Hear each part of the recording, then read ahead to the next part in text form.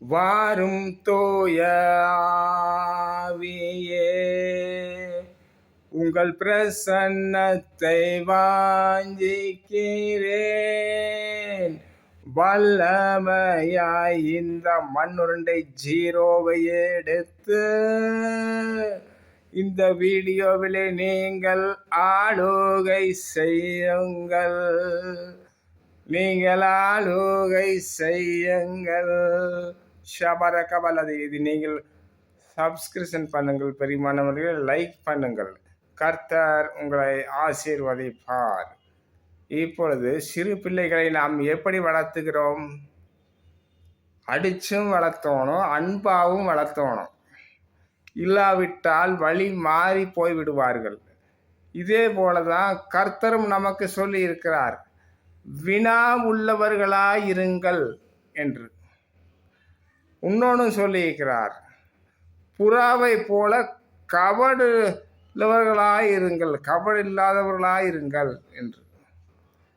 அப்படியாகவும் இருக்க வேண்டும், இப்படியாகவும் இருக்க வேண்டும். ஏனென்றால் இந்த கடைசி காலத்திலே, ஏசப்பாவின் வருகையின் காலத்திலே அவர் சொன்ன வார்த்தை, மத்தேயு 5ஆம் அதிகாரத்திலே அவர் சொன்ன வார்த்தை வசனத்தின்படி அல்லாமல் நேர் விரோதமாக சத்தியங்கள், சபைகள், ஊழியர்கள் போய்கொண்டிருக்கிறார்கள். அவர்களை நாம் வினா கொடுத்துத்தான் ஆக வேண்டும் பிரியமானவர்களே. இல்லாவிட்டால் அது கர்த்தருக்கு சத்தியத்தை மாறி அவர்களை நல்வழிப்படுத்துவதற்கு கொஞ்சம் சிரமமாகிவிடும். அதனால் எப்பொழுதுமே நாம் கபடற்ற புறாவை போல் இருக்க முடியாது.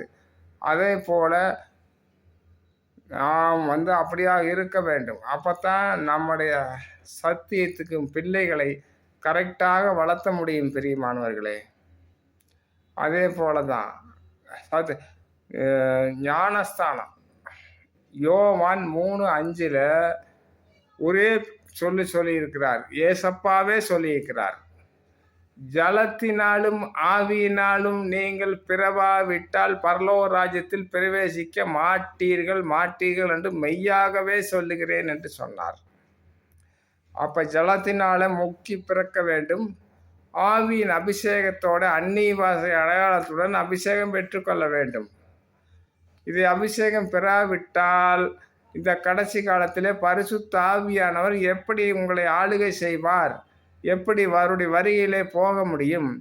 ஒரு பெற்றோருக்கு 2 பெண் பிள்ளை என்றால் அந்த பெண் பிள்ளையை நல்ல ஒரு பையனுக்கு நல்ல வேலை செய்கிற ஒரு ஆவிக்குரிய லைனான பையன்களுக்கு கொடுத்தாதான் அது தாயின் தகப்பனும் நிம்மதியாக இருப்பாங்க.